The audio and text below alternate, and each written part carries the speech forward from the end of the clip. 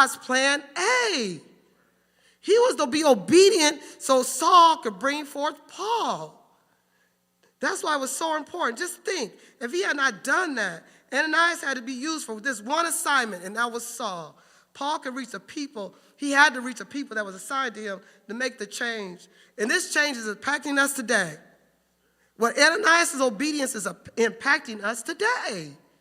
Do you realize that?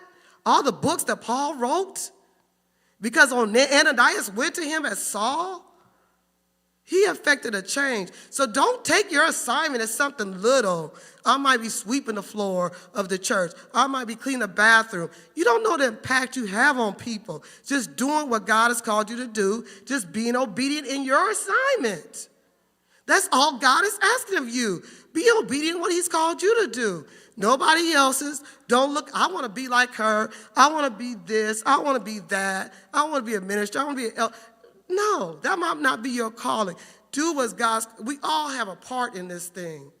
It is about the kingdom. We have to be in our proper places. If Ananias didn't go, Paul wouldn't accomplish all these things. Ananias had to be that Simon for Saul. Paul could reach the people so he could reach the people that God called him to reach. Ananias had a big assignment, and that was Saul being Paul. He had the movement of the church that needed to be fulfilled. God is always about his people. He is. God loves his people.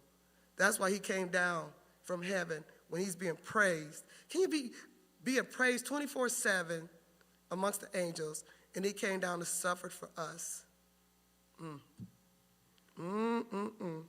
He loves people. And everybody likes praise, right? Nobody wants to suffer. He came down from getting praise to come to this suffering earth for us.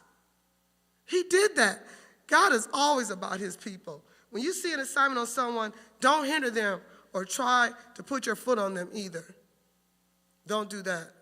When you see assignment and God is calling you to help them, don't put your foot on them. Don't because of your insecurities. Well, their assignment is bigger than mine, or they're more anointed than me, or God has more favor on them than me.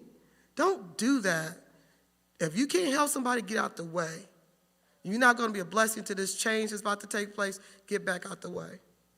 Because it's bigger. It's about the people. What if Ananias had that spirit?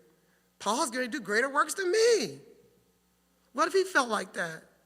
So I'm not going to do what God is asking of me. Because what God's asking me is in private. Nobody really knows what I'm doing. But Paul's going to make a big old change so it's going to affect the world.